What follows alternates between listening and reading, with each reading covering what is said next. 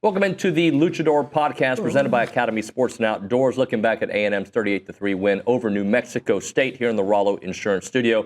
Got to give big thanks to Academy Sports and Outdoors. So we've been talking about going together, which is weird. Two dudes going to Academy together. But yeah, it would be, but not really. There's a lot of other places you could go that would be weirder. Yeah, but I went on my own because our schedules haven't. And I got when I went for my hunt, I got my hunting shoes. I got some gear, so I was ready to roll. And it's tailgate season, and it was perfect weather for tailgate yesterday. Okay. Well, you told me that you went without me. Yeah, I hurt your feelings. And it bothered me a little bit. I get it. So you know what I did? I went by the other night after dinner. Went about 8:20. Okay. They close at 9 on a weeknight. So I rolled in there thinking I was going to go find a couple things, and I got in there, and as what tends to happen if you go into Academy without a plan, I was overwhelmed. You got a Yeti. And so I went a cooler. There was so much going on in my head in there. So I didn't know. I was looking at a Carhartt. I saw all the Yetis at the front, but then I said, you know what? I kind of have a slight Yeti hookup, so we're not going to worry about that. And I went and I started wandering. I wandered over to the shoes. Yep. So many shoes to choose from. I said, man, I could really get a good running or walking shoe here. Then I said, I don't have enough time to try those on. Then I went back in the area of, but here by the end of it, Nuño, I wasn't sure if I wanted to buy a fishing rod or if I thought, then I went, by the end of it, I swear I did this, I was trying on a baseball glove because it's been a while since I've had like a lefty mitt. And I don't know what in the hell I would do with it. Probably go outside at TexAgs and play catch. Right. I don't know. Maybe in the neighborhood, I go find a good little pickup game going on. I don't know. I can see it. Me and Olin, Zane would probably come. He's a big Dodger guy. But I was legit in there like saying, man, it's been a while. And I'm kind of, I'm popping the mitt. Because, to get a lefty one, you can't just borrow somebody's. Mm-hmm. Thought maybe I'd go over there across the street with Schott and Prager and Jace, Gavin and the guys and play, just go out there and act like I'm part of that squad. I don't know. But I almost bought a glove because I was like, and I was going to buy a high-ender. Not those like $600 ones that the kids have now, but like to where I was like, it's pretty expensive for a baseball glove, but I'm going to get it. Even though I don't know if I'll ever use it. I'm going to get, so I didn't buy one. I ran out of time at Academy. 30 minutes was not enough time. So I'll go back this week, and who knows? I'll go check out the left-handed gloves. So thank you, Academy. I want to read some. Or Mike Early could get me one and make things a lot easier. That's awkward. He might have some access. So I want to say thank you to Andy. Andy lives in Colorado. He's I think he's a detective. He brought us some stuff from Douglas County. Okay. He's a sheriff. Got a couple of these little patches. He's not a sheriff. He's he's an investigator. Got a couple little. What would you call this? Not a pin. Wow. What is this? What would you call it? A coin. Coin. Yeah. You can trade them. Back the blue, love it. So thank you very much to Andy. He's reached out to me on LinkedIn. He said he was going to be in town. We were not able to connect. He's coming back for the Texas game, so I said, come by. Okay. And we'll get to meet you in person. I feel like, would it be? I think you should do it. Well, I feel like it would be a little bit of imposterish. What do you call it? Don't say that you're a sheriff. To walk around. Excuse me, so can I talk to you for a minute? I'm deceiving people. I might have someone go, no, this is awesome. Thank you to Andy. And, I come from a family of cops. Yeah. My uncle, my grandpa was one on my mom's side. My grandpa, my uncle, my grandpa, Joe Mariani, his son, Joe Mariani, and my cousin, Joe Mariani. We're all cops. He's an NYPD right now, my cousin. So anyway, yeah, all right. Absolutely. Shall we discuss 38-3 victory over New Mexico State and I would say a flawless first quarter?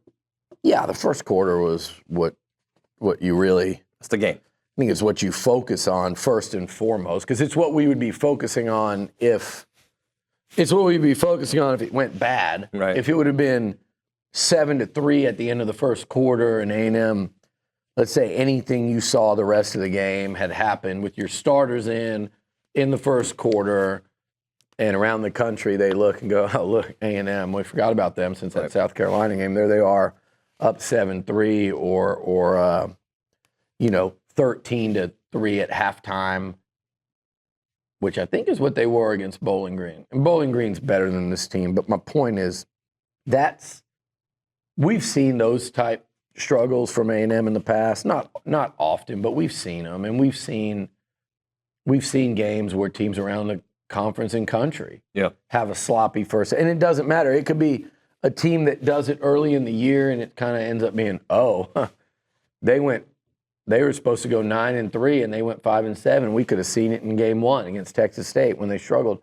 Or it could be a team like an Ole Miss that comes out early this year and just isn't focused, and they have a tight first half, blow out, and reach the playoff. So it rarely tells you a lot. But what you don't want as a fan, but more importantly as a coach or players, is to come out after a 2-week break, come out at home and look sloppy and penalties and mistakes and 3-and-outs and a lot of punts and busted play. Like, that's kind of the nightmare as you're trying to get ready for what we'll talk about in a minute. Just 2 massive games. So I think the focus this week is we don't talk too much about this game. We talk about what's ahead, and that's kind of what I was starting to write about this morning. But, 17-0 after 3 possessions, right? 24-0, I think, after 5 possessions. It was like 4 scores and a punt. Yep. 3 touchdowns, a field goal with 1 punt mixed in. They came out, they blew the doors off of them. They put them away early. You had the big run by Amari Daniels. You were able to get him the hell out of there after 5 carries, which was very important, especially when you see like the injury to Cyrus Allen, which that happened right in front of me. Coach Elko said last night it didn't look good at all, whatever it was he said. Without question, I think I don't know much. That looked like either a broken arm or a shoulder thing that, that with only 2 games left, I think they might have lost him. But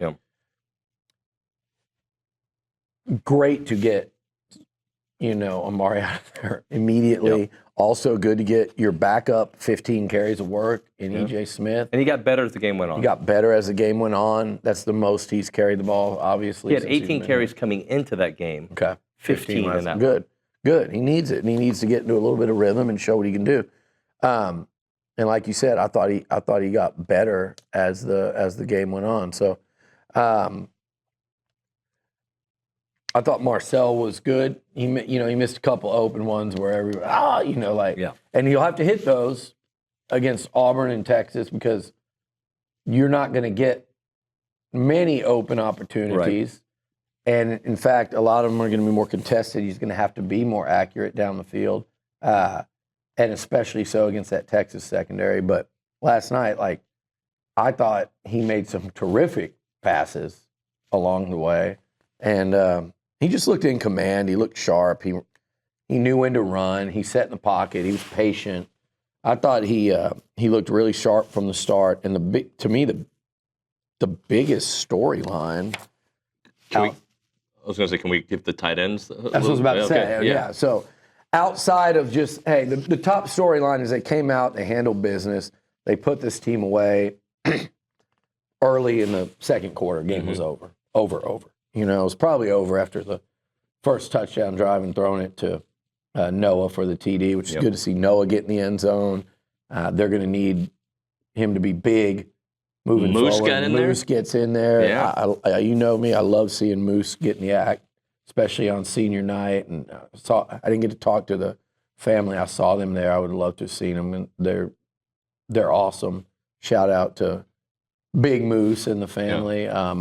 I hope they had a good night last night. I'll talk more about senior night in a minute. Hell, I mean, if you get good Moose Muhammad for a couple games, what a luxury!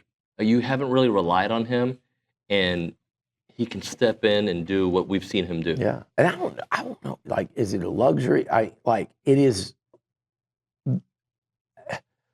There's the potential with this injury to Cyrus, which sucks because I think he's quietly a good weapon for him.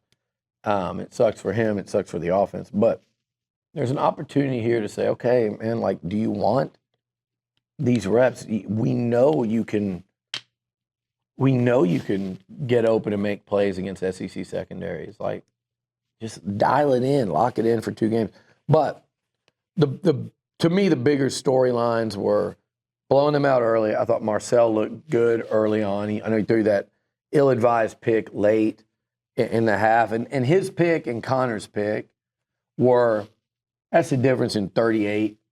That's the difference in 38 to 3 and 52 to 3. Yeah. So there's the difference right there. Just 2 red zone interceptions as you're going down the field. But I loved Amari busting along. And once again, there he is with a long TD. You look at him in the last few games, man.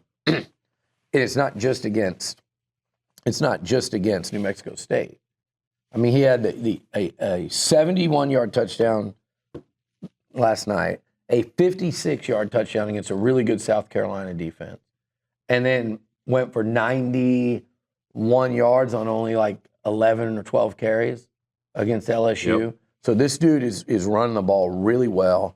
Let's not forget that because they're going to need him moving forward. And then, man, the tight ends.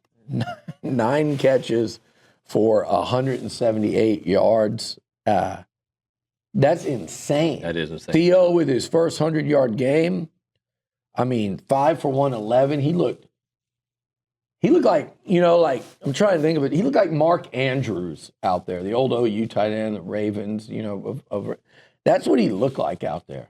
Like, he looked like young Travis Kelce, but more like Mark Andrews. He's so big. And Kelsey's,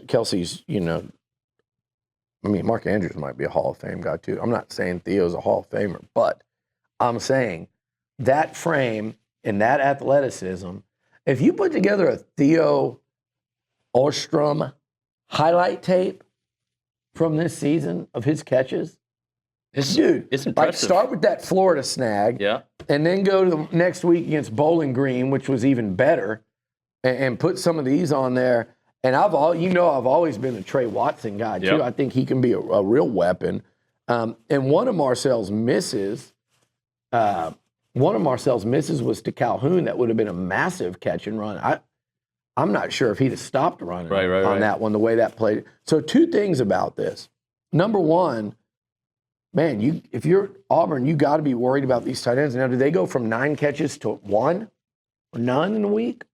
I mean, maybe because this is an outlier. But they got to think about them now, though. But why not try to get them the ball more? I know, that's the other part of this is Colin Klein's offense looked really good last night. I get the opponent. I do. Trust me. And they looked rough in the second half against South Carolina.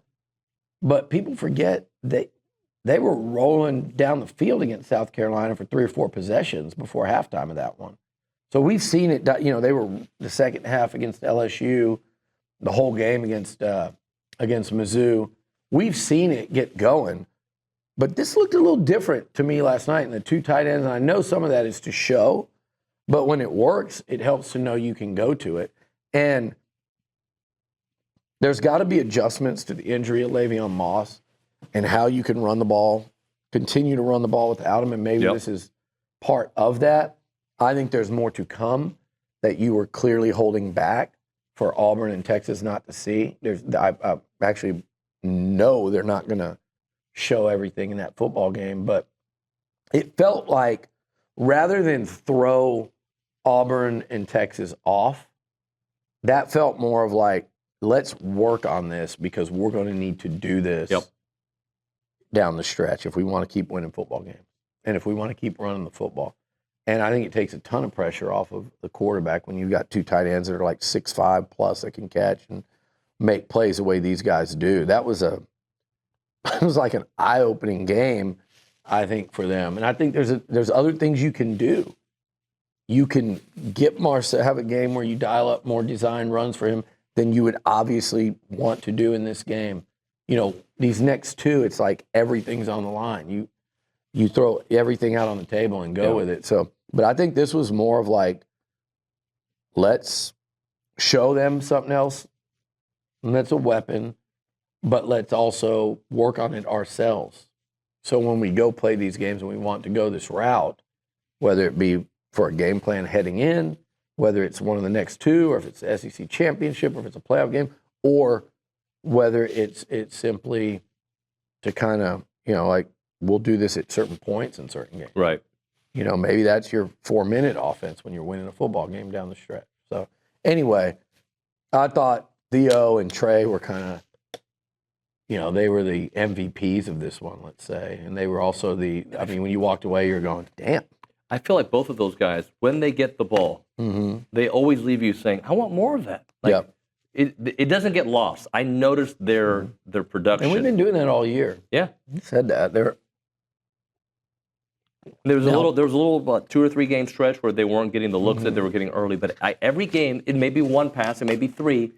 Like Trey Watson leaping over the guy at Mississippi State. All these games, like leaping the guy at Mississippi State. The big catch against, who was it? It was Florida early on on third down when Marcel was scrambling to his right, threw it back across his body, a little bit behind Watson. He made a sliding catch. It was the late touchdown against Arkansas, the game winner.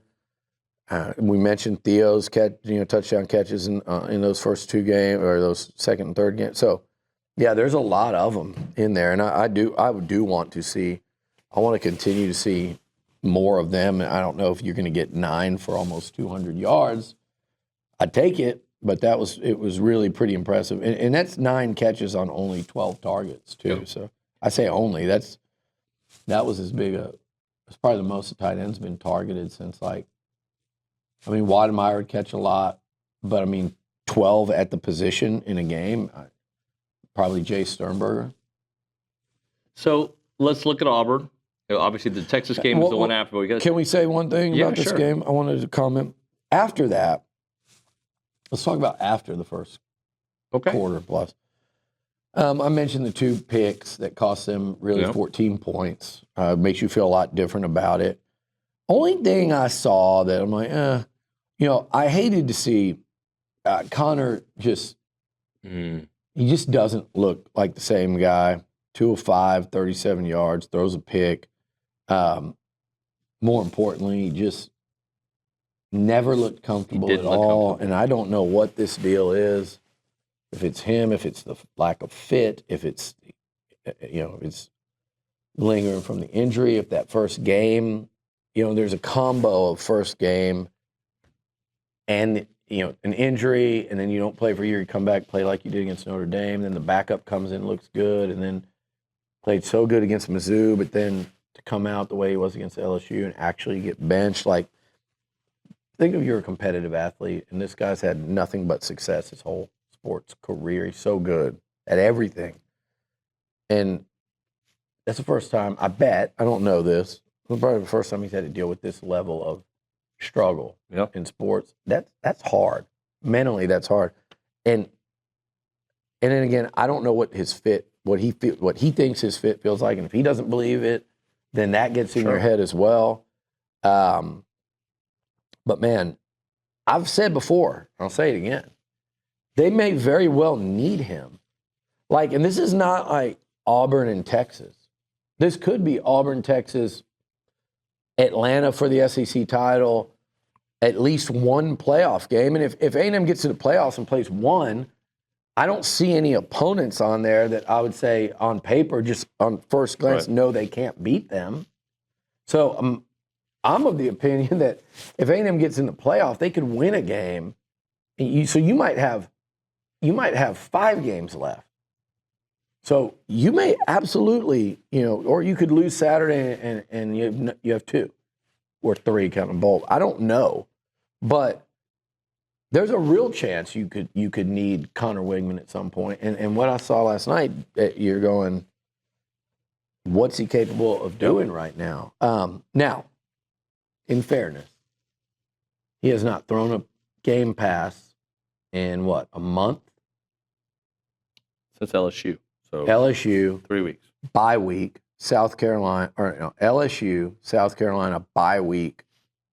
But he threw a pass for 3 weeks, right? I think it was 4 weeks, whatever, 3 or 4 weeks from it's LSU significant time to this one. Okay, so 21 or 28 days since he's thrown a game pass, right? And you're in the second half of a 31-0 football game. So, I mean, I don't want to just completely say, all right, he's done. Don't worry, he won't be a factor the rest of the year. Because, by the way, like I said, he might have to be. So I would have loved to have seen him come out and do more of like what Miles O'Neal did at 5 of 6, 61 yards and a touchdown. But again, Connor Williams, your backup QB, they're going to need him. On some level, they need him. So that was one thing.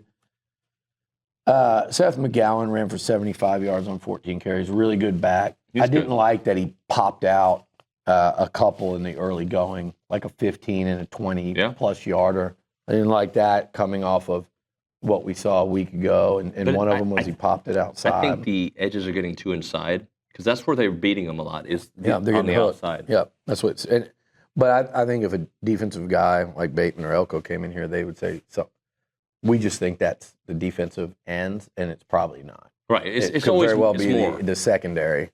It could very well be the secondary. I know in that Notre Dame game, one of those long runs was a corner came crashing inside, and then another one. The corner was covering when he should have recognized the run and didn't. Recognize he was. So you never know. But it doesn't matter. The end result is, I think they're. I didn't want to see a single popped run. And I know that's a really high standard, but he got a couple of them early. So I was like, eh. And then the final thing was they did get stopped on, I think it was a 3rd and short or 2. A couple times where they didn't convert short yardage, and that's your concern. That's one of right the first now. field goal was that situation. Yeah, when you couldn't do it against South Carolina, and it really cost you. And then you wanted to come out and just punch them in the mouth this week. But I think so much of that is, well, I was looking for that because they lost Le'Veon. But I think so much of that I don't think Amari was in on that 3rd and 2. I might be wrong, but I don't think was it Egypt. But either way, I'm just saying, like, short yardage, I want to see if they're going to beat Auburn in Texas, there are going to be a lot of, 2nd and 2s where you need to get the first down, or 3rd and 1 that, you need to get it so you don't have to go for it on 4th down. And then obviously those 4th downs are important. So a big part of that, Nuño, would be getting Chase Basantis back. It was Amari, so I was wrong. So I thought it was kind of near middle 3rd of the and 1, field. Amari, 2-yard loss. So that was it. Because then I thought if they don't get it, they'll probably go for it. And then they took a loss, so they had to punt, right? Or was that no? This is where they kicked the There field. was another one where they took a bigger loss, I think, and had to punt. But point being, they're going to have to convert. I would have liked. This does not mean they can't. I would have liked to have seen them, where we weren't even talking about it. But look, getting Basantis back would be massive. I don't know if we'll have him this Saturday. I'm hopeful still that we'll see him, at least in time for Texas. But he's been out for a minute, and I'm telling you, he's a game changer in the run game. I'd love to see him. And in pass pro. I'd love to see him get out for a little bit in Auburn just to get his feet wet, if that's possible, and then have him ready to roll for Texas. That'd be great. You'd like to see it. What's so fun about fun? It can take any form. Be a sacred ritual. Who wants chicken? Or a random whim. For us, fun is everything. Academy Sports and Outdoors. Have fun out there. All right, so Auburn, in big picture here, this is, we don't have these conversations on this show just to make people feel good. This is a realistic situation right here. A&M can go on the road and beat Auburn. They can do that, right? I mean, I don't know if you can say should in the SEC on a road game. They can and hopefully will. Everything we talk about in November the 17th, is still 100% factual in their hands. Take care of business against Auburn, win a home game against your bitter rival on November 30th, and they're in Atlanta. I mean, that is where we are. I'm not just saying that for people to look, because I had some people in my mentions saying, like, you're just saying, they can't win an SEC championship. What are you talking about? They're in this position. They can. It is as much within their reach as it's ever been since they've joined this conference. This is year 13. They have never been in a position where if they win their last two, they're in, no matter the help. By the way, if they win their last two, and here's where it gets really interesting for like a playoff committee to me, because where A&M's ranked, and they're not going to get up really high, even if they beat like number 3 Texas. And then if they lose that SEC title game, but here's my thing, if they win and they beat Auburn and Texas, they're the only team in the conference that will be 7-1. No one else. And I know you can talk about, here's the thing that I want to save it for a minute. I want to save the scheduling thing for a minute. Let's talk though what's in front of this team. What's in front of this football team right now is they are win and you're in. Win and win and in. Simple as that. That's it. You're playing in Atlanta for an SEC title. Probably against Bama or Georgia. If you were the one that won out. That's year 1 in under a head coach. And it's not Nick Saban, Alabama, that's invincible. It's not Kirby Smart and Stetson Bennett with Brock Bowers and all these running backs and the most unstoppable defense this side of Tuscaloosa. That's not that Georgia team, although they looked like it after falling behind 10-0 last night at home. That's not that Georgia team. That's a Georgia team that a week ago got their asses whipped in Oxford. That's a Georgia team that should have lost to Kentucky. That's a Georgia team that was down 28-0 to a non-Nick Saban Alabama after, was it halftime? Was it 28-7? But whatever. My point is, if you get there, you can actually win it. And Texas feels that way, and Tennessee feels that way, and Georgia and Bama and Ole Miss. We're down to 5 now that even have a chance, right? There might be some random team, but we're down to 5 that even have a chance. And it's winnable. It's attainable for you. Texas is really damn good, but they are far from invincible. They might win the SEC. They might come in here and beat A&M and go win the SEC, and they might lose their first game of the playoff, or they might go to the national championship game. I don't know, but that is not an invincible football team. No one in this league is. Everyone's flawed. Everyone's got their shortcomings. Everyone out of that group of 5 we just mentioned can beat everyone. And it's just, you're going to get them at Kyle Field in front of 105,000 fans at night, probably. But you got to get past Auburn. And this is I'm going to say this don't be I don't know how to say it. Don't be a scared little you-know-what on social media this week, if you're an Aggie.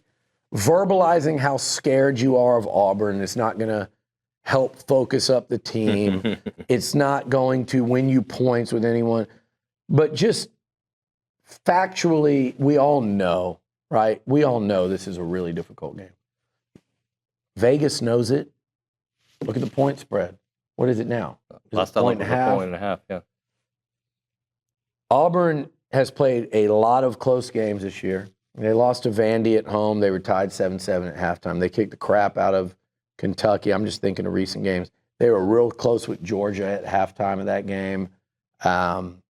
They should have beaten OU. I think that's probably the one game they can't believe they lost, because they were on the verge of running them out of the stadium there at Jordan-Hare.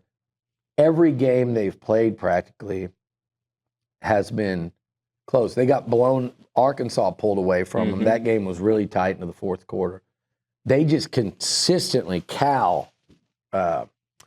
threw 4 interceptions in that one. These games that they've played, they've just given a lot of them away, or they've given away their chance to win. If they don't do that, Peyton Thorne doesn't go around just throwing picks everywhere. We know what they've got at receiver. We know they've got one of the best tailbacks in the SEC, if not the country. We know they've got a great tight end. They've got talent. Hugh Freeze is a lot of things, and Auburn people call him more things than anybody else right now. But he knows how to call a game. If he gets going, he can really get it going. And Jordan is one of the toughest places to play in the SEC when they want it to be. And at night it is. And Aggie fans know it, and these players know it. Mm-hmm. Just like I was saying when they went to South Carolina. 2 years ago, they went up there and got their asses kicked. 2 years ago, they went to Auburn and got beat by an interim head coach and a team that had nothing to play for. That atmosphere was wild. Yep. Carnell Williams and the light show and a terrible Auburn football team. So they better be ready. But at the end of the day, like the body of work, this is what I said when A&M played LSU. I'm getting crap from people all weekend, because LSU lost. And we'll talk about their resume here in a minute, A&M's resume.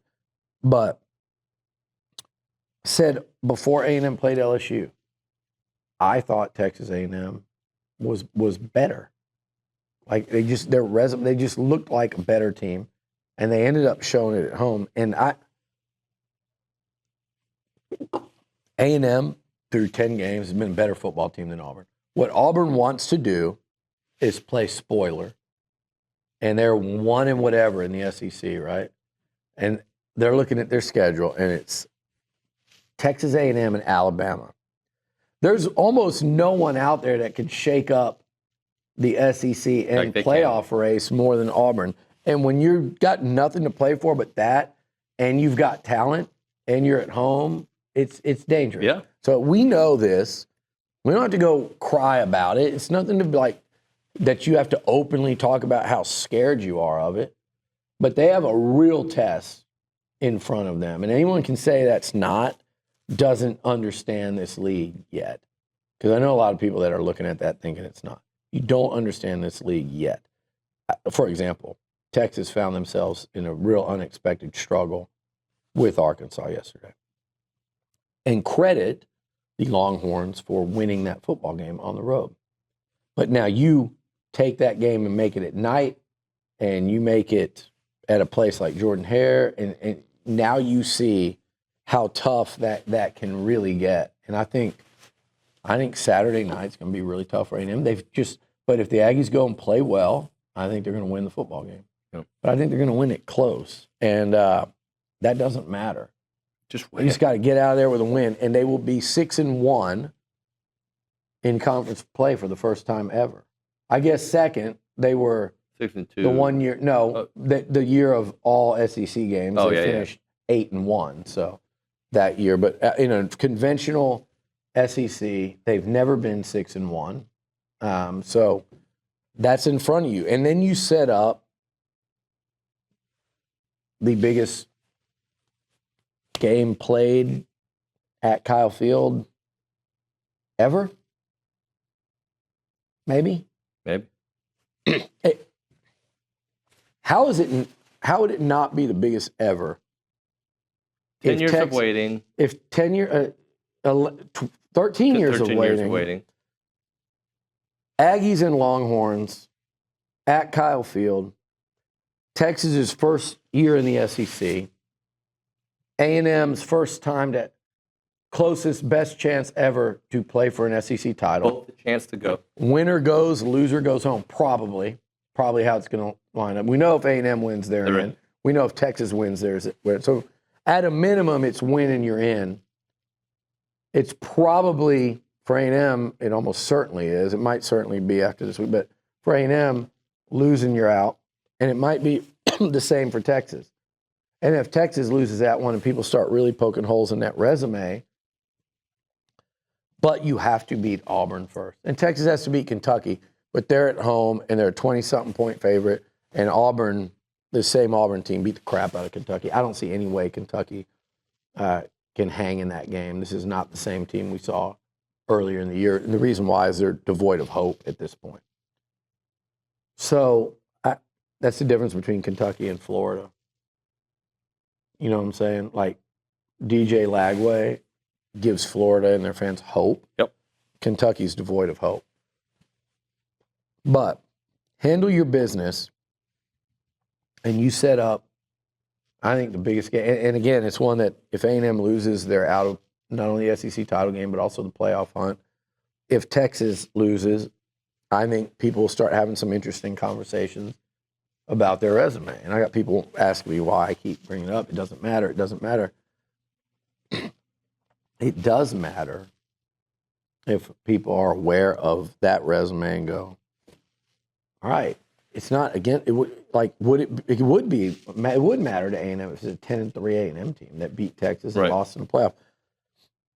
It would matter to Texas versus Bama, or Texas versus Ole Miss, or Texas versus Tennessee. See, to me, I'd take Ole Miss a 10-2. I'd take a 10-2 Ole Miss over Texas. I'd take a 10-2 Georgia over Texas. I'd take a 10-2 Bama over Texas. I'd take a 10-2 Texas over Tennessee. Mm-hmm. I'd take a 10-3 A&M over a 10-2 Texas. If A&M beat Texas at Kyle Field a week before. So everyone that's going crazy. And by the way, it doesn't matter if Texas comes in here and beats A&M, then they're in. They're going in the SEC title game as a favorite, and they're going to be in the playoff no matter what. Right. So both teams are literally like, win and you're in. So it's what makes it such a fascinating possibility. But A&M, again, man, we're going to talk about this game all week. This is a massive hurdle. They're not playing the 85 Bears. I get that. But it's a dangerous test. If Auburn was coming in here, I think the storyline would be a lot different. Yep. And you'd be like, yeah, it's a tough game, but Aggies at home, No, this will be tough. But man, there's too much at stake to not go in there and handle it, because there's too much out there in front of you. Yeah, there just is. So coming out of that one last night healthy was as important as anything else. And not slopping around and coming away and going into a feel-good locker room was as important as anything else. And I don't know, before we go, I'd love to talk about the SEC right now, because it is wild. Do you want to do that, or do you want to talk Hassan Longstreet? Okay, both. Or both. A little extended. Let's start with Longstreet. Yep. That's a tough loss. Here's why that's a tough loss for Elko, Colin Klein, and the Aggies. And there's you can go quote unquote damage control and yada yada. I don't think there's damage to control.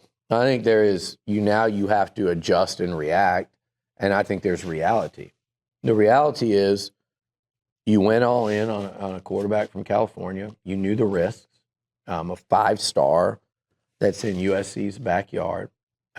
And any 5-star that could go anywhere, you know the risk going in, but you went all in with him, and everything happened that needed to happen. You've had a great year to this point, a really unexpectedly good year, and USC's shit the bed. Right. Lincoln Riley's been exposed as a fraud yet again. His brisket keeps getting drier. His dry fit shirts keep getting smaller. The guy doesn't seem like a guy that can get it done. But what he does do is he coaches a team that's in Southern California that Longstreet grew up rooting for.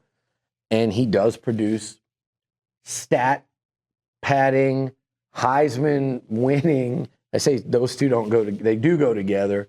But stat padding, Heisman quarterbacks and NFL guys that are starting. And that's what he was selling. Yep.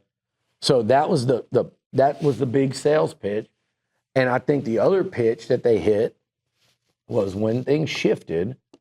And I think this is kind of fraudulent because they're convincing Longstreet he's going to be the guy next year.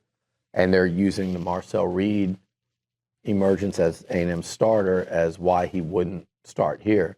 I love Marcel, and unless he beats Auburn, Texas, wins the SEC title game, and gets A&M to the playoffs, I think there's still a battle. Just like any other position, he'll have to fight for it, and I think he'll win it. I think once you get Marcel Reed experience, but Longstreet as a true freshman, I think USC's convinced him he'll start there, and I think they convinced him he wouldn't at A&M, and that's just recruiting. That's what people do, but it's nothing against the kid. But I think if you lost out on him he had a great relationship with Colin Klein. Yeah. His brother's out there making a pass breakup last night, like for the Aggies, for those that don't pay attention to such thing, his older brother. That plus the relationship, A&M having the year they did, USC having the year they did. Lincoln Riley is legitimately on the hot seat. He will be going into next season. You got USC legends like Matt Leinart, like Lendell White. I've seen legends openly questioning this guy and whether he can coach or not, or whether he knows what he's doing, or whether he should be there. And you still lose him to SC? I'm sorry. That's not on those guys. They did everything they could. And the teams performed in such a way that gap should have widened. But I think the reality is you did. He's planning to go to USC, barring anything changing in the next couple of weeks. So now what? Because the only thing I would say that I am critical of the high school recruit for, but it's all fair, because the Aggies now would love to go out and take someone from someone else. Someone else, yep. But it's still, when you're talking about the kid's decision, he kept one team on the hook for a year, essentially, and then bailed 2 weeks before signing them. Well within their rights in the world of NIL and stuff, you can agree to something, then go agree to something. That whole thing that's today's college football. And like I said, Mike Elko, Colin Klein, I think they're like great people. Mm-hmm. I know them as people. I think they're first class. If they can go flip a quarterback from somewhere, they will. I mean, so it's not like he did something sinister. Sure. But it does. He did screw over a couple of guys that went all in on him with their whole class at that position, and that's recruiting. It's since the beginning of time, but it's even more so now. So now what? And Bronny's got a great piece on it this week in terms of where does A&M go from here? And I think they'll start by looking at the in-state guys again, all committed elsewhere, and they'll start by looking at that. Obviously, there's a really talented one committed to Bama from Duncanville. I think that's a too tall a mountain to climb. There's one down the road in Columbus, Texas that I know a lot about. He's my good friend's son, but he's also committed to school his dad played for. So they're in that Schobel. There's not a lot, but there's a few guys they can look at, and then you start to wonder, like, what do you do in terms of, do you go portal this year? But then it's not dicey, but it's weird, it's awkward, it's clunky, because if you've got Marcel and Miles O'Neal coming back, what kind of quarterback do you try to get portal-wise? Right. Like, are you bringing in someone to compete with Marcel to start? Are you bringing in to have depth or young depth? Then what quarterback agrees to do that? It's a tough position. It's always tricky now, and it was really laid out nicely to go. Like, let's say if Connor were to transfer, right, and he's got a year left, he could have a couple, but he'd like to have one. But like if you went Marcel, O'Neal, and Longstreet, right, kind of lined up nicely like that now. So it's see, I'm telling you, your cough, it's this thing. This is real. It is. Got me.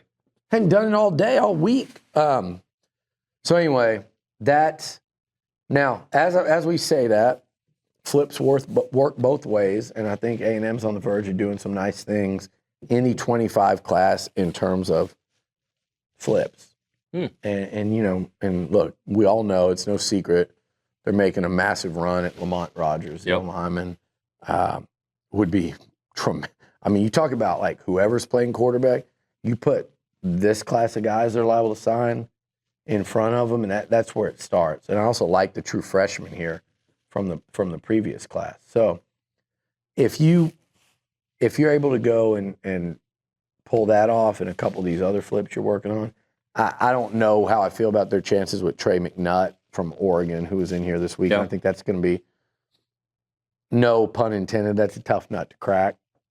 because you're competing against the number one team in the country right now. But listen, he was here. There's talking. Came here this weekend, and I would not underestimate Ish or Elko in this. So, but anyway, I do think there's some bright spots and positives coming right up on the recruiting trail. Right. But, you know, you never want to lose your QB. I don't care.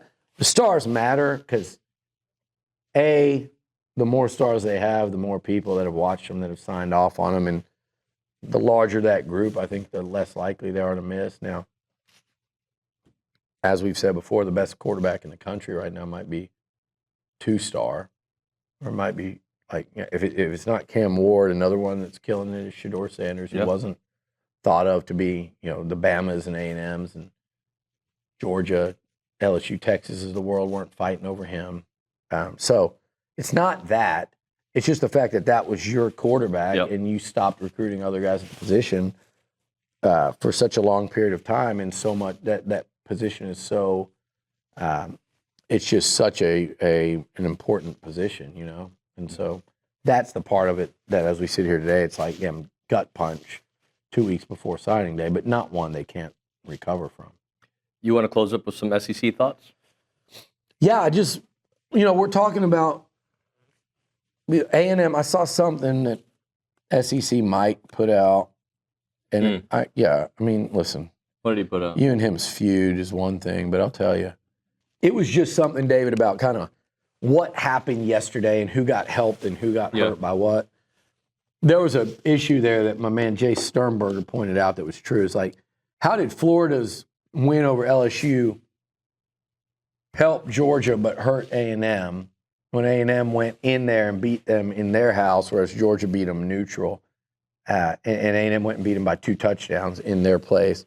Now, I think the answer would be, well, Georgia, one of their big wins wasn't over LSU. A&M's. I'm really done worrying about it. I think that matters more for the Georgias, the Ole Misses, and the Tennessee and Bamas of the world than it does A&M. Texas A&M's task is pretty cut and dry. They've got to win their next 2 or they're out. Right. Most of those other teams will win their next 2. Like Bama, although if I'm talking about how tough Auburn is, Bama's got to deal with them too. Right. Bama, Georgia. Tennessee's got Vandy. That's a tricky one. But Texas has to play A&M. So, but the Aggies just have to win out. And then they can start worrying if they're in or out when we start talking about an SEC title game and what happens if they don't win it. But that seems so, that's far. Even though it's just, we'd be talking about it 2 weeks from today, it seems so far away because of what's standing in between then and now. But I've got a message for people, a couple messages coming out of this SEC weekend. First and foremost, like, Brian Kelly is in an absolute uncontrollable spiral right now with LSU. We sat here a couple weeks ago, and we heard them say that the A&M's win over them was a fluke because they didn't prepare for Marcel Reed. And they ignored the 3 second-half interceptions thrown by their NFL-bound quarterback. They ignored the ass-whipping that their O-line took from this A&M D-line. They ignored the fact that the Aggies ran for 242 yards to 24. And they considered it a fluke because they weren't ready for Marcel Reed, and they didn't practice it. Well, then they went out with 2 weeks of practice, and they couldn't tackle Jalen Milroe. Mm-hmm. They got humiliated at home by Bama, not Nick Saban's Bama. A Bama team that even the Bama fans were wondering if it was any good prior to that game. And then they went and lost to Florida and a true freshman in DJ Lagway.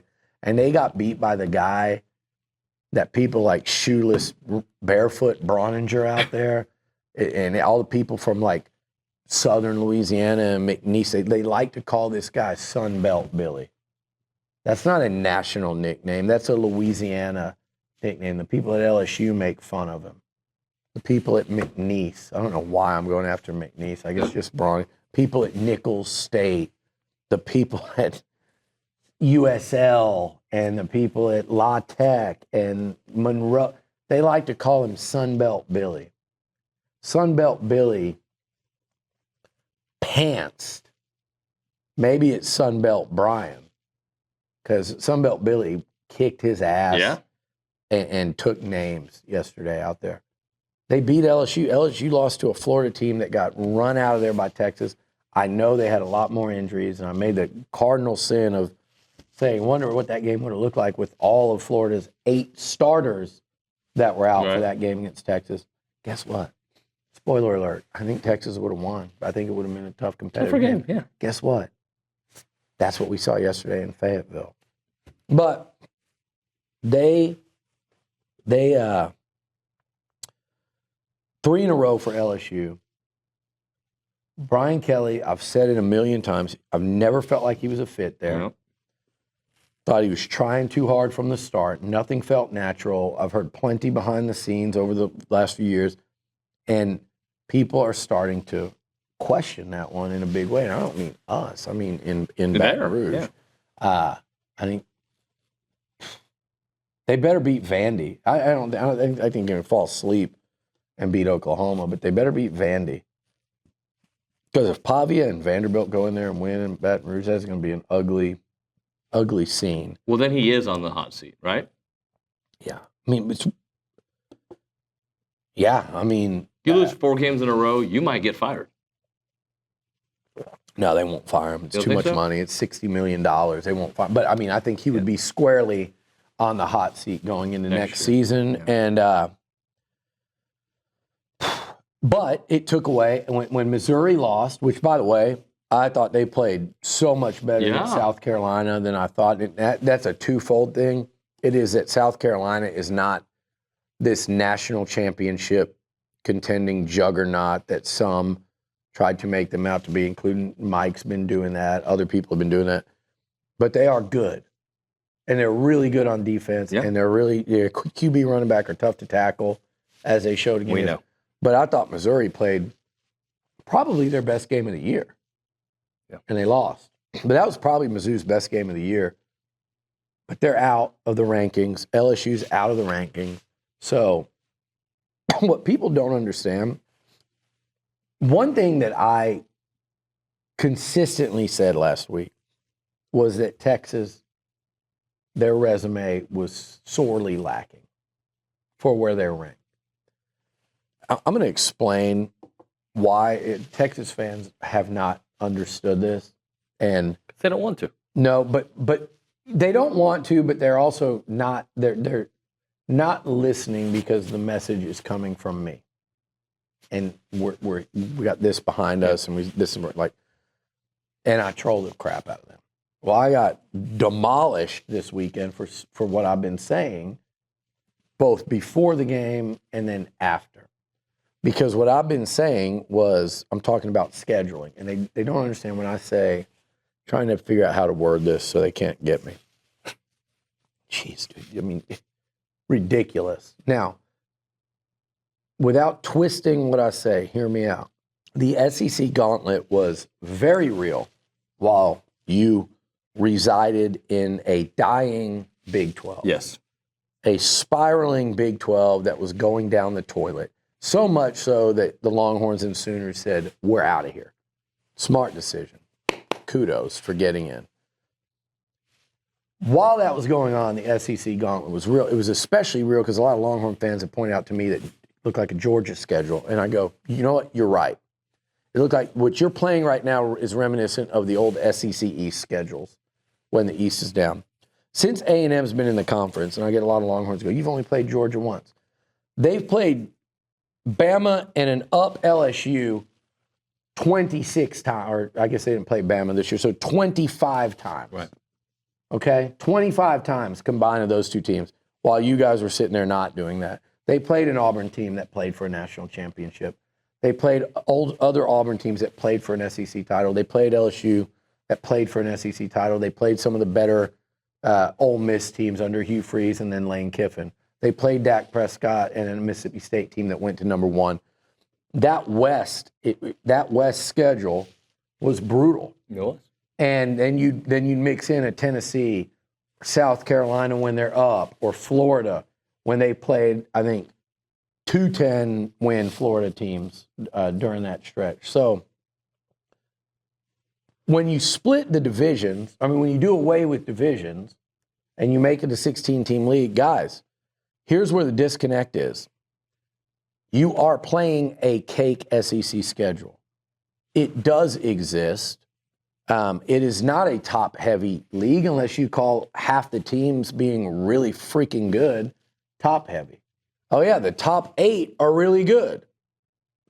I think what they're trying to say all that time was Georgia, Bama, and everybody else. No, you're seeing it. The top half of the league is really good. You know how many teams you've played from the top half of that league? 1. And you lost by 15 points at home.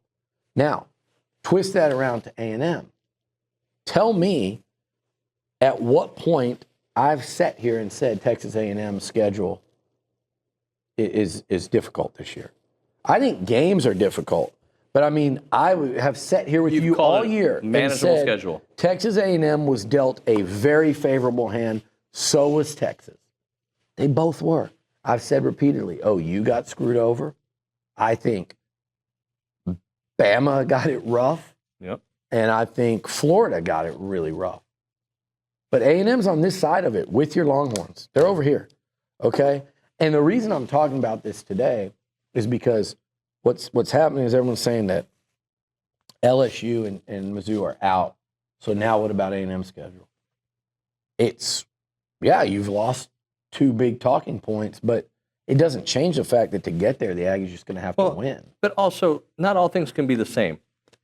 Texas played teams, and if they win these next 2, there's no argument, right? Yeah, for but sure. Texas played teams with backup and third-string quarterbacks. That's just a fact. So if in this world where you're negotiating or you're debating who should be, those are holes that are allowed to be poked. You can poke these holes. You can poke them back at A&M. Mm-hmm. If A&M wins these next 2, argument's over. Same thing for Texas. Yeah, and here's the other thing I've heard a lot is, it's not our fault who we schedule. No, it's not your fault, but it is what it is. Michigan sucks. Indiana, by the way, what are they? 5 right now? They play. Yeah, I think Texas should be ranked with 1 loss ahead of undefeated Indiana. 100%. And that's the one you can get me on if you want to say who would you put them behind. That's the hard part for me, because I do think that's true. Who would you put them behind? Because I wouldn't put them behind Penn State or Indiana. I wouldn't put them. I think but here's my bigger question: is this? It's Texas. When people go, well, A&M this, A&M that, Texas A&M is a 14th ranked team in the country. Now, I don't know. You could get me into an argument of where they should be higher. I look at Tennessee, and I'm not sure A&M shouldn't be higher. Although now their win over Bama looks a lot better than A&M's over LSU and Missouri. Sure. Maybe that. But SMU, go look at who they've played, man. Get the hell out of here. SMU, Boise, but whatever. I'm not griping about 14. You could maybe put them at 12. But I'm not griping about 14. But at 14, you win these next 2, you're top 10. My point, though, is if you're trying to say, well, A&M's got done the same thing as Texas. Okay, well, A&M's 14. No one's argued. Like, the argument is, should Texas be at 3? That has nothing to do with A&M. That has to do with right now, the Georgias, the Alabamas, the Indiana, the Penn State. That's not an A&M specific thing. But what I'm actually getting at with this whole thing is if Texas loses to A&M. So if they don't, this is all a moot point. And I've said that from the jump. But if they don't, it is important to look at their schedule and results to say, like, if there's a 10-3 A&M team that had just beaten Texas, and you're putting them against a 10-2 Texas team that lost to A&M, then you look at the 2 resumes, and they're not comparable. Yep. Because A&M would have played and beaten Texas, which makes that thing go way up. Texas would be 0-2 against teams ranked in the top 25 without 1 win against a top 25 team in 12 games. A&M would add a Georgia or Bama to their strength of schedule. So from what they look like today, you'd add a win over Texas and Bama, Georgia. And by the way, people think I'm saying A&M's beating Texas. You let me pick that game when that game gets here. I'm not picking it yet. We're talking Texas Auburn this week. My point to this is all of this stuff matters. It does. whether I'm talking for A&M, if they beat Texas, at least Texas and A&M control that.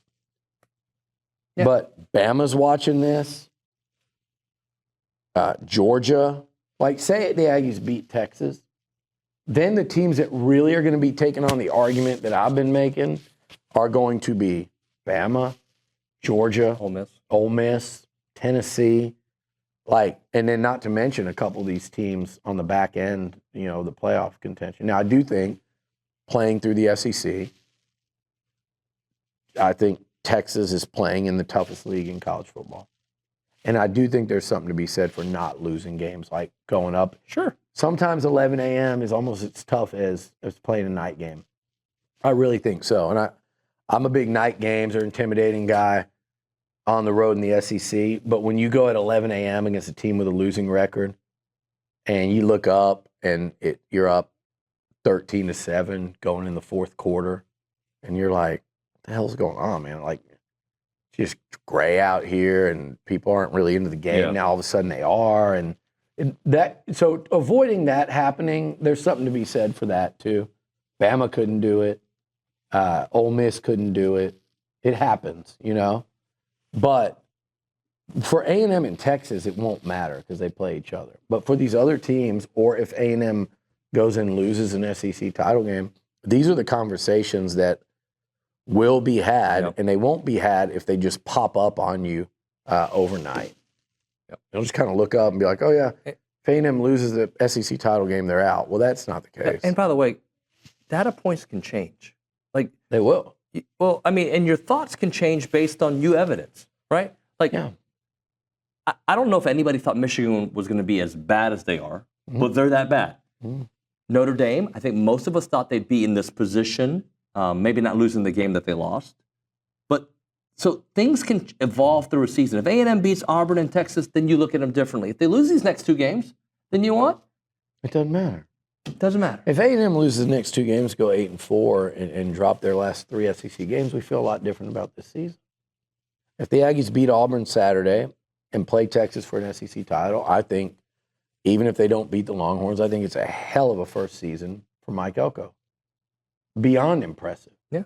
Be the first time you play in Game 12 for a berth in the SEC title game since you've been in this conference. To do that in year one, and there are weaknesses on this roster and this team, we see it every week, we talk about it here, would be remarkable. I don't care what the schedule was laid out in front of them. If he beats Texas and Auburn, then you start thinking, is this the best regular season or best season in A&M history? And then you go, okay, well, let's see what happens in Atlanta, because it could be. So do I think the LSU win means less today than it did then? Sure, of course it does. So does, just like Texas and Michigan win. And I think beating LSU still ranks higher. You know why? That's still considered a quality win. It's still a team with a winning record. It's a team with a winning or a 500, what are they, conference record. But it felt like it meant a hell of a lot more that day, for sure. But if you asked me then, I would have said that is a massive win for this program. I don't feel any differently because the recruits that were there that night, the spotlight that was there that night, beating a rival the way they did that night, the emergence of a quarterback that night, I don't care what they were ranked.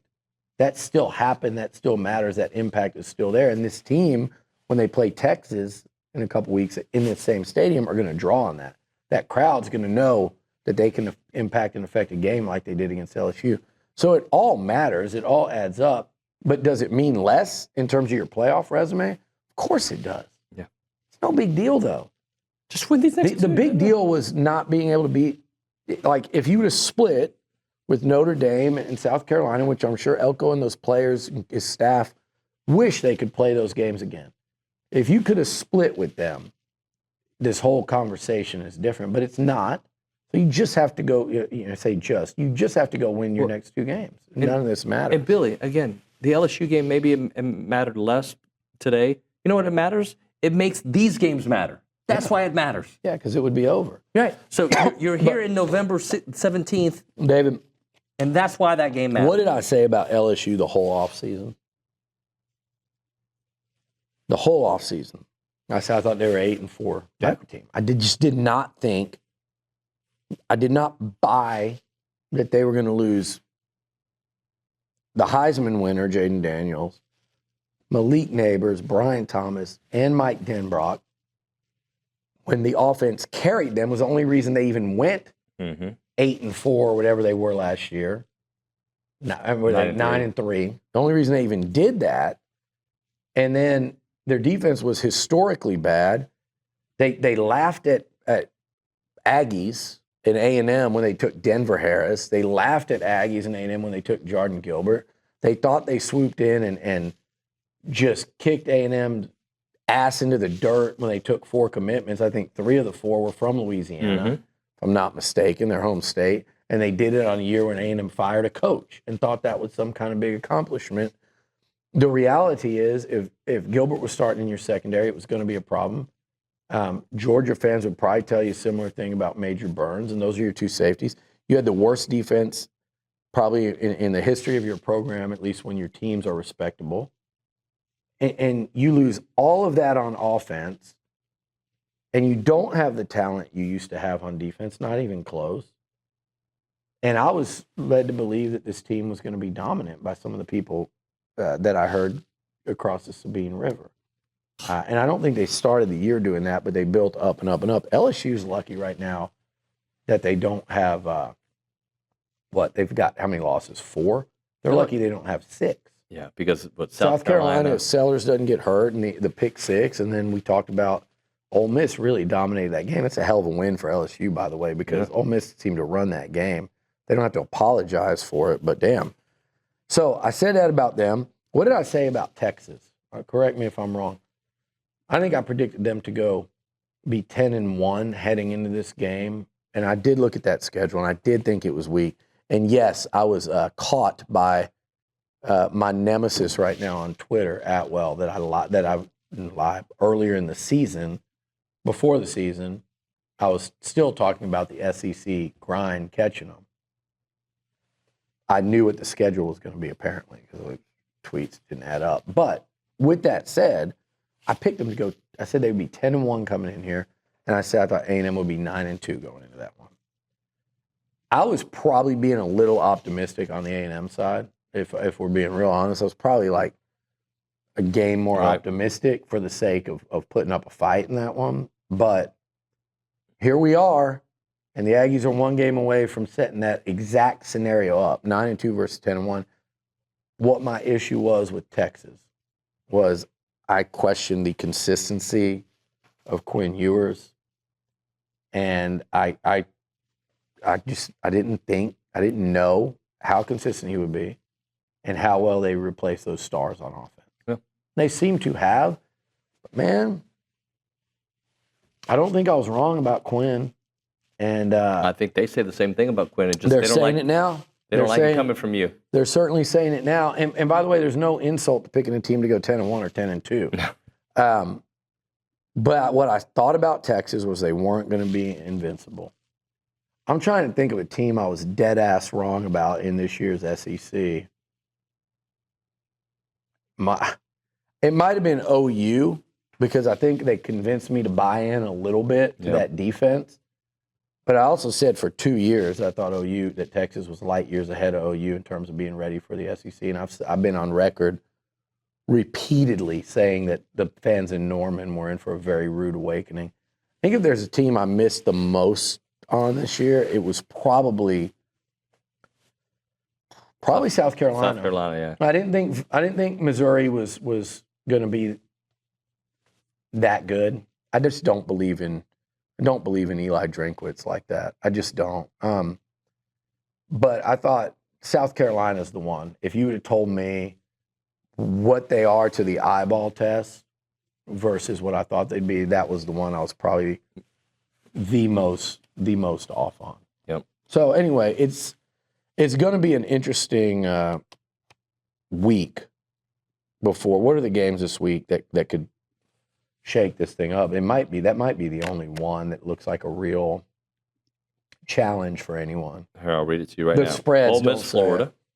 Ole Miss should roll. Hold on a second. Hold on. Ole Miss at Florida, is at least mildly interesting. Because let me say something about Ole Miss. Everyone now is saying, man, they look like a juggernaut. This is the team. They in their last few games, this is what I've seen from them. They beat the crap out of Georgia. That was really impressive. But before that, they went up and beat a bad Arkansas team that was getting they got their doors blown off by LSU. They were like tied or trailing OU at halftime the game before that. OU, tied or trailing. And then the game before that, they lost to LSU. So to me, it's not like Ole Miss is just, can't be stopped now. I've seen them a lot this year where that offense gets bogged down. And they rely a lot on Jackson Dart just to be a runner. Yep. If Lagway gets a little more healthy, and you know those fans are coming out, not only because they just won that game, but because of who the opponent is. Mm-hmm. That one's pretty damn interesting. What else? Missouri, Mississippi State, nah. Alabama, Oklahoma, nah. Oh, and we already talked Vandy, LSU. Vandy, LSU, but that doesn't impact the race. Oh, Kentucky, Texas, which we talked about. Yeah. And Georgia's off? Georgia has Georgia cupcake. They play Cupcake, and then they play Georgia Tech. Yeah, Georgia's, no offense to Haynes King and Chase Lane, Georgia's going to be 10-2. Yeah. Ole Miss, that's the only other game that even remotely interests me. Who does South Carolina have this week? Wofford. Out of conference, and then they play Clemson. So the only game that even remotely interests me in the conference this week outside of the Aggies is that Ole Miss traveling to Florida. And so, yeah, 2 games of interest this weekend. I don't think the race changes at all. Who does Tennessee play? They're out of conference week 1 this week. Okay. 2-8. UTEP. So yeah, that last weekend's going to be the one. Yeah, it's going to be the one. You're going to have Aggies playing Longhorns. You're going to have Auburn, Alabama, which I think will be competitive. And then you're going to have the Egg Bowl. Who knows? Maybe Van Buren will just go, look real presidential against them. I doubt it. But Georgia Tech, at least there's a little rivalry there. And the one that would be pretty interesting will be, South Carolina, Clemson, and Tennessee, Vandy, which, hey, don't rule that one out. Don't rule Vandy out. The 2 teams that could screw some things up are Auburn, and unfortunately A&M's in that path of them, and Vandy. Yep. There you go. All right, that's going to do it for the Luchador Podcast. Thank you to Academy Sports and Outdoors. Tomorrow, TexAgs Live. Billy will be there. See you then. Fun, memories, friendship. We're here for all of it. Here for the big moments and the small ones too. We're here for unforgettable triumph, momentary misfortune, and the impromptu throwdown. We're out here each day, chasing something great. Call it adventure, call it play, we call it fun. Academy Sports and Outdoors. Have fun out there.